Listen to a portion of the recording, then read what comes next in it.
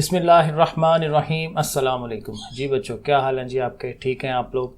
अच्छा भी बच्चों, मैंने कहा कुछ आपके ना MCQs पे भी काम किया जाए और ये कुछ समझाया जाए आपको कि ये MCQs किस तरह से होते हैं और किस MCQ में क्या इंपॉर्टेंट चीज़ है जो हमें याद रखनी है, कैसे अटैम्प्ट करने हैं। और मैंने पहले भी कहा था कि ये चीज़ें रिपीट होती हैं, बार बार ये MCQs रिपीट होते हैं, तो ये अगर आप कर लेंगे तो ज़ाहिर है आपको फ़ायदा होगा। तो ये कुछ चीज़ें समझ लें MCQs की। मसलन देखें, ये पहला MCQ है 2x+1 और ओवर में है x+1 इंटू x-1। तो कहता है कि ये कौन सी फ्रैक्शन है, कौन सी ये इम्प्रॉपर है, प्रॉपर है। ठीक है, उर्दू मीडियम वाले भी साथ साथ समझ लें। तो इसको हम जो है प्रॉपर फ्रैक्शन कहते हैं। तो उर्दू में हम इसे कहते हैं वाजिब कसर। ठीक है, जब ऊपर वाली अमाउंट जो है उसकी जो पावर है वो कम हो और नीचे ज़्यादा हो। देखें नीचे x और x दो एक्सिस है ना, मल्टीप्लाई हो रहे हैं, तो x का स्केयर बन जाता है दोनों अगर ज़रब हो रहे हों, और ऊपर सिंगल x है तो ऊपर पावर कम है, तो इसको हम क्या कहते हैं? प्रॉपर। और अगर ऊपर पावर ज़्यादा हो जाए तो फिर इसे हम कहते हैं इम्प्रॉपर, गैर वाजिब। ठीक है ना, इस तरह से प्रॉपर और इम्प्रॉपर का ये चक्कर है। ऊपर थोड़ी पावर है तो प्रॉपर, और अगर ऊपर पावर ज़्यादा है तो इम्प्रॉपर। ये हमें याद रखना है, वाजिब और गैर वाजिब। ऊपर कम है तो वाजिब, नीचे कम हो गई है तो फिर वो गैर वाजिब। तो इस तरह से करते हैं। क्वेश्चन नंबर जो 2 है, point -14 lies in the quadrant. ये किस क्वाड्रेंट में आता है? तो इसके लिए मैं अपने 9 वाले बच्चों को पढ़ा रहा था, तो उनको भी मैंने यही कहा था कि आप हमेशा क्या करें, ऐसे 2 लाइनें लगा लिया करें। आपने इसको याद रखने की कोई ज़रूरत नहीं है, ऐसे लाइन लगाएं और याद ये रखें कि इस तरफ जो है ये प्लस का हमारा x होता है, इस तरफ जो है हमारा माइनस का x होता है, इसी तरह इधर जो है प्लस का y। ये हर दफ़ा ना बना लिया करें, लिख लिया करें। अभी मैं तो ज़रा मुश्किल से बना रहा हूँ ना, क्योंकि ज़रा ही मैं कंप्यूटर में बना रहा हूँ, लेकिन ये चीज़ आपके मस्ट है, ये आपको बनानी चाहिए। और यहाँ से देखें आपको आइडिया हो जाता है। ज़रा इसको दोबारा देखें, वैल्यू है -14, तो x की वैल्यू -1 है, y की 4 है, यानी x नेगेटिव y पॉजिटिव। तो यहाँ देखें x नेगेटिव है यहाँ पे और y पॉजिटिव है यहाँ पे, तो इन दो बाउंड्रीज के दरमियान ये वाला एरिया, ये वाला, तो ये एरिया जो है यहाँ पे ये फर्स्ट क्वाड्रेंट है और ये हमारा जो है यहाँ पे ये सेकंड क्वाड्रेंट है, और इसी तरह ये वाला थर्ड है, ये वाला, और ये वाला 4 है। तो हम कहेंगे कि हमारा सेकंड क्वाड्रेंट में होना चाहिए, तो ये हम सेकंड क्वाड्रेंट को टिक कर लेंगे। A complete circle is divided into. एक जो पूरा एक सर्कल होता है, एक पूरा एक दायरा होता है, उसके अंदर कितने जाविया होता है, कितने उसके एंगल्स होते हैं? तो ज़ाहिर 360 डिग्री उसका होता है। तो ये तो बड़ा आसान सी चीज़ है। फिर नंबर 4 में कहता है the measure of the external angle of a regular octagon. कहता है एक ऑक्टागोन जो होती है, ऑक्टागोन होती है जिसमें 8 लाइनें लगा के एक डायग्राम बनी होती है, तो उसको हम ऑक्टागोन कहते हैं। उर्दू में शायद मखमस है ये। ठीक है, तो उसका जो है एंगल कितना होता है? तो उसका एंगल होता है π/4, यानी कि 45 डिग्री। ये आपने याद रखना है, 45 डिग्री को याद रखना है। इसी तरह क्वेश्चन नंबर 5 पे आए, 2 tangents drawn to a circle. कहता है एक दायरा होगा और उसके ऊपर 2 जो है आपने टेंजेंट ड्रॉ करनी है फ्रॉम अ पॉइंट आउटसाइड, बाहर से। तो इट आर, अब ये क्या होंगी? ये असल में इक्वल होती हैं।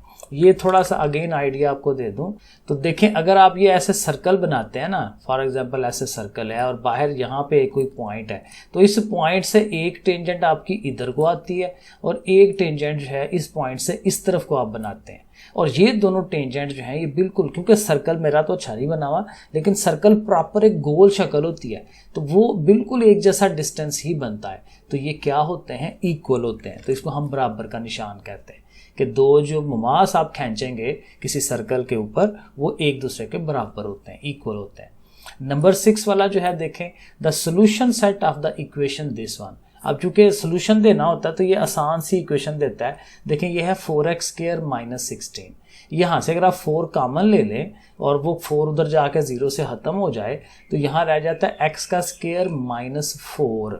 अब x का स्क्वायर -4 है तो -4 उधर जाएगा, दूसरी तरफ तो प्लस का 4, यानी x का स्क्वायर इज इक्वल टू 4। और x का चूंकि स्क्वायर है आप अंडर रूट लेंगे तो 4 का अंडर रूट 2 आंसर आता है, तो 2 आंसर होना चाहिए। लेकिन आपको पता है कि प्लस माइनस लगाते हैं, तो प्लस माइनस लगा के आंसर देना है, तो जाहिर है आंसर बेसिकली हम ब्रैकेट्स के अंदर रखते हैं, तो ये C वाला आंसर जो है ये सही है। इसी तरह 7 वाला देखें, 1/α प्लस 1/बीटा किसके बराबर होता है, तो वो ये डी वाले के बराबर है, क्योंकि आपने क्या करना है, इसका एलसीएम लेना है। जब आप एलसीएम लेते हैं तो नीचे अल्फा बीटा है ना, तो अल्फा बीटा आएगा एलसीएम में, और फिर वही बात कि बीटा ने इधर 1 से मल्टीप्लाई होना है, अल्फा ने इधर 1 से, तो अल्फा प्लस बीटा ऊपर बन जाता है। तो 7 का आंसर डी बनता है। 8 वाले को देखें, इफ u ओवर v और ये v ओवर w बराबर k के हो, तो फिर कहता है कि ये कौन सा कॉम्बिनेशन सही है। देखिए आपने इसमें ये करना है कि अलग-अलग इसको लिखना है, u ओवर v बराबर k के, तो v उधर जाएगा तो u is equal to v k हो जाएगा। इसी तरह v over w is equal to k करेंगे तो w उधर चला जाएगा, v इज इक्वल टू डब्ल्यू के, और फिर वो जो v की वैल्यू है ना वो हम पुट करवाते हैं। ये थोड़ा लिख के करने वाला है, तो नॉर्मली इसका आंसर जो है ये वाला बनता है ए वाला, u बराबर डब्ल्यू के स्क्वायर, यानी v को हम बीच में से निकाल देते हैं। ये ऐसा है कि ये अक्सर आता है, ये एक किस्म का रट्टा मार लें क्योंकि ये पूरा हल करना होता है। तो u बराबर w और k के ऊपर स्क्वायर आता है, ये याद रखें, k के ऊपर स्क्वायर आता है, और u और w आता है, v निकाल देते हैं हम, ठीक है। तो ये वाला आंसर आपने इसको ज़रा याद रख लेना है। 9 वाला देखें, the extent of variation between two extreme observations, ये वो चैप्टर नंबर 7 है कि 6 है, पता नहीं कौन सा है, कि दो आपके पास वैल्यूज़ हो, मतलब आपके पास डाटा है, काफ़ी सारी मालूमात हैं, इंफॉर्मेशन है, तो उसमें से कहते हैं दो एक्सट्रीम वैल्यू, एक सबसे छोटी और एक सबसे बड़ी, उनके दरमियान जो आप ये वेरिएशन जो उनका फैलाव मेजर करते हैं, तो वो क्या होता है, वो रेंज होती है। सिंपल सी बात है कि रेंज के ज़रिए हम उनकी जो है वो चीज़ें चेक करते हैं कि कितनी वो चीज़ फैली हुई है। रेंज को उर्दू में क्या कहते हैं, सात कहते हैं, सो सात मेजर करते हैं। The length of the chord and the radial segment of a circle are congruent, the central angle made by the chord will be, कहता है कि एक कॉर्ड किसी सर्कल का हो और उसका एक रेडियल सेगमेंट हो, ठीक है, तो वो अगर कॉन्ग्रुएंट हैं, बराबर हैं एक दूसरे के, तो फिर एंगल कौन सा बनता है, ये 60 डिग्री का बनता है। अब इसके पीछे भी लंबी चौड़ी थोड़ी थ्योरी है, तो एक्सप्लेन करने में मुश्किल हो जाएगा, ज़रा लंबा काम हो जाएगा।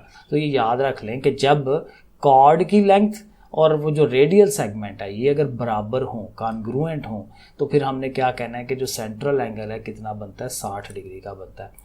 सो 11 वाला है cosec square theta minus cot square theta. अब ज़ाहिर ये थोड़ा सा हल होगा, सॉल्व होके होगा, तो इसको अगर हम सॉल्व करते हैं तो कोसिक जो है वो होता है 1 ओवर साइन स्क्वायर, और जो कॉट है वो कॉज ओवर साइन होता है, ठीक है। ये पूरा मेरे से नहीं लिखा गया, तो मैं इस तरह से लिख रहा हूँ, तो कॉज ओवर साइन, और इनके ऊपर स्क्वायर है। अब देखें जब इसका एलसीएम लेंगे तो आसान है, नीचे साइन स्क्वायर है ना, तो नीचे साइन स्क्वायर ही आना है एलसीएम के अंदर, और ऊपर वाली चीज़ें ऐसे ही आनी है, 1 माइनस कॉस स्क्वायर। अब 1 माइनस कॉस स्क्वायर क्या होता है, वो भी साइन स्क्वायर होता है, तो साइन स्क्वायर ऊपर हो जाएगा, नीचे भी साइन स्क्वायर हो जाना है। ये देखिए कैसे लिखा जा रहा है, ठीक है, तो नीचे भी साइन स्क्वायर, तो दोनों चीज़ें कट जानी है, साइन स्क्वायर से कट जाना है, तो अल्टीमेट आंसर क्या आना है, 1 आंसर आ जाना है। सो ये देखें इसका आंसर 1A वाला पार्ट, 11 का ए पार्ट हो गया।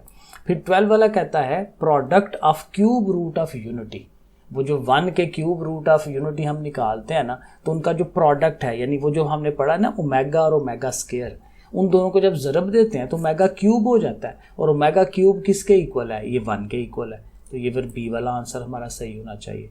और 13 वाला है a line intersecting a circle, एक सर्कल को एक लाइन जो है वो कट करती हुई गुजरे, ठीक है। अब कट करती हुई गुजरे तो वो टेंजेंट नहीं होती, ममास नहीं होती, क्योंकि टेंजेंट ममास क्या होती है, जो उसको सिर्फ टच करके गुजर जाए बस। कॉर्ड होती है जो उसके अंदर होती है चीज़, ठीक है। डायमीटर वो लाइन है जो सर्कल के दो पॉइंट्स को तो मिलाती है लेकिन सेंटर में से गुजरती है, वो डायमीटर है। तो फिर ये सीकेंड होगा जो उसको दरमियान में से कट करते हुए गुजरेगी, ठीक है, जिसको हम सीकेंड कहते हैं। और नंबर 14 है इन अ प्रोपोर्शन ABCD, BC जो है वो क्या कहलाता है, तो B और C चूँकि दरमियान वाली वैल्यूज़ है ना, तो इनको हम मीन्स कहते हैं, दरमियान वाली वैल्यूज़ मीन्स। एक्सट्रीम्स होती हैं जो बाहर वाली हैं A और D, और मीन्स होती हैं ये अंदर वाली, तो ये हो जाएगा। और लास्ट वाला जो है ये आपको नज़र नहीं आएगा, पढ़ देता हूँ। A collection of well defined object, बड़ा आसान है ये, असल में तारीफ है सेट की। सेट क्या होता है, कलेक्शन होता है वेल डिफाइंड ऑब्जेक्ट्स कि एक मजमुआ है सही वाज़े अशिया का मजमुआ, उसको हम सेट कहते हैं। तो ये 15 वाला ये है। एक और हमारे पास ये MCQs का है पेपर, उसको ज़रा देखिएगा। x+3 का square is equal to this one, तो ये क्या चीज़ है, इसको हम कहते हैं आइडेंटिटी, क्योंकि इस तरफ और इस तरफ जो चीज़ है ना वो दोनों एक जैसी हैं, एक ही चीज़ है, ठीक है। तो दोनों साइडें जो है वो एक दूसरे के बराबर है, तो इसको हम कहते हैं कि ये क्या चीज़ है, आइडेंटिटी। कि जब लेफ्ट हैंड साइड और राइट हैंड साइड एक ही चीज़ को शो करा रहे हो तो इसको हम आइडेंटिटी कहते हैं। A circle has only one, एक सर्कल के अंदर एक ही क्या होता है, तो एक ही उसका सेंटर होता है, मरकज़ उसका एक ही होता है। सर्कल का मरकज़ जो दरम्यान में सेंटर जिसको हम रख के प्रकार और उसको घुमाते हैं और सर्कल बनाते हैं, तो वो एक ही है। If tan theta is equal to 3 under root then theta is equal to, अब ये वो जो टेबल होता है साइन कॉस tan का वैल्यूज़ का वो देखना होता है। तो 30 डिग्री पे जो tan की वैल्यू होती है ना 1/3 अंडर रूट होती है, और 60 डिग्री पे 3 अंडर रूट है। तो ये चूँकि 3 अंडर रूट है तो फिर एंगल कितना होगा 60 डिग्री, सी वाला option. How many common tangents can be drawn for two disjoint circles, ऐसे सर्कल जो डिसजॉइंट हैं, जो एक दूसरे के साथ अटैच नहीं है, तो उनमें कितनी टेंजेंट बनती हैं, वो 4 बनती हैं। ये ज़रा हल्का सा अगर आप देख लें इसको हम मिटाते हैं सारा। देखें एक सर्कल होगा ना यहाँ पे और एक सर्कल होगा इसके सामने, क्योंकि ये डिसजॉइंट है, मिले हुए नहीं है आपस में। तो फिर वो क्या होता है कि एक टेंजेंट ना ऐसे बनाई जाती है इस तरह से टच करती हुई, एक टेंजेंट जो है वो इस तरफ से बनाई जाती है ऐसे जब टच करती हुई गुजरे, एक टेंजेंट ऐसे होती है कि इधर से तिरछी जाती है और इधर से भी टच होती हुई गुजरती है, और एक टेंजेंट ऐसे आती हुई इस तरह से भी गुजरती है। तो ये 4 टेंजेंट्स जो हैं ये बनाई जाती हैं, तो इसलिए हम इसको कहते हैं 4 टेंजेंट। किसको याद रखना है कि वो क्या है, उसका डिसजॉइंट सर्कल्स होने चाहिए, ऐसे दायरे जो आपस में जुड़े हुए नहीं हैं। क्यूब रूट्स ऑफ -1, तो -1 के क्यूब रूट होते हैं -1 minus omega minus omega square. अगर वो कहता है ना 1 के क्यूब रूट कौन से हैं, तो वो तीनों प्लस के होते हैं, +1 plus omega and plus omega square. तो चूंकि -1 उसने कहा है तो तीनों के साथ माइनस का साइन लगा देना है, -1 माइनस ओमेगा स्क्वायर। इसी तरह फिर कहता है पॉइंट -14 जो है किस क्वाड्रेंट में आता है, तो फिर आपने देखना है कि पहली वैल्यू जो है वो x की होती है, वो माइनस की है, और अगला जो है y जो है पॉजिटिव है, तो ये फिर दोबारा से सेकंड क्वाड्रेंट में। और वो वही बात कि 2 स्ट्रेट लाइनें लगा के x y लिख के आप उसको देख लिया करें। और उसी तरह 7 वाला, the distance of any point of a circle to its centre is guard, कि सर्कल का कोई एक नुक्ते से लेके उसके सेंटर तक का जो फासला होता है, तो डेफिनेटली ये रेडियस है, ठीक है ना, सेंटर तक जाना है, सेंटर से लेके सर्कल तक जाना है, तो वो रेडियस होता है, रदास उसे कहते हैं। 8 है, if u is directly proportional to v square then, फिर क्या होगा, आपको पता है कि ये डायरेक्टली प्रोपोर्शनल का साइन खत्म करके हम बराबर का निशान लगाते हैं और साथ k लिखते हैं, तो ये b वाला ऑप्शन जो है ये हमारा सही है, u is equal to kv square. 9 वाला, a pair of chords of a circle subtending to congruent central angles. अब ये यहाँ टोटका याद रखना है कि जब वो कॉन्ग्रुएंट की बात करता है ना, कि 2 कार्ड्स हैं, 2 बीच में लाइनें हैं सर्कल के अंदर और सेंटर के साथ कॉन्ग्रुएंट एंगल बना रही हैं, तो वो फिर खुद भी वो कॉन्ग्रुएंट ही होते हैं। अगर इधर ऊपर कॉन्ग्रुएंट की बात आ रही है, मुतमासल की बात आ रही है, तो नीचे भी मुतमासल यानी कि कॉन्ग्रुएंट ही आएगा, ठीक है। और अगर इनकॉन्ग्रुएंट होगा ऊपर तो नीचे भी इनकॉन्ग्रुएंट ही आना है। ये पैरेलल ओवरलैप इसको छोड़ देना आपने, ठीक है, ये याद रखना है। कॉन्ग्रुएंट है तो कॉन्ग्रुएंट, इनकॉन्ग्रुएंट है तो इनकॉन्ग्रुएंट, मुतमासल मुतमासल, ऐसे गैर मुतमासल गैर मुतमासल। 10 वाला, the number of elements in the power set of this one. अब पावर सेट कैसे बनता होता है, उसके तमाम वो क्या उसको कहते हैं सबसेट्स को मिला के, और सबसेट्स की फार्मूला है 2 की पावर n, तो ये कितनी वैल्यूज हैं 3, तो 2 की पावर 3 आप चेक करेंगे तो आपको पता चल जाएगा वो 8 बनते हैं। तो 3 वैल्यूज हों तो 8 उसके एलिमेंट्स बन सकते हैं, सबसेट्स बनते हैं और वहीं से पावर सेट बनता है। 11 the discriminant of this one, तो ज़ाहिर है डिस्क्रिमिनेंट यहाँ फ़र्क होता हमारा b स्क्वायर माइनस 4ac, ये डी वाला ऑप्शन। a रेशो b बराबर x ratio y, then alternendo property. Alternendo property ये होती है कि x जो है ना a के पास चला जाता है और b और y अलग हो जाते हैं, यानी a ओवर x और b ओवर y, ठीक है। तो ये a वाला ऑप्शन हमारा सही है, ठीक है। a के साथ x चला गया, b के साथ y चला गया, पहला पहले के साथ दूसरा दूसरे के साथ, तो ये क्या है अल्टरनेंडो, अल्टरनेट करते हैं ना, ठीक है। 13 वाला, a frequency polygon is a many sided. अब फ्रीक्वेंसी पॉलीगॉन जो है मैनी साइडेड तो उसकी होती है, लेकिन ये क्या चीज़ है, इज़ अ क्लोज्ड फिगर, ये बंद शक्ल होती है, ठीक है। फ्रीक्वेंसी पॉलीगॉन जो है उसमें साइडें तो ज़्यादा होती है लेकिन ये बंद शक्ल होती है।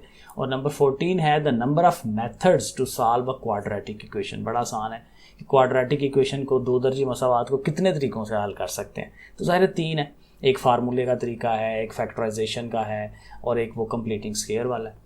और 15 वाला भी ये सवाल है छोटा सा कि सीकेंड थीटा हो और कॉट थीटा हो।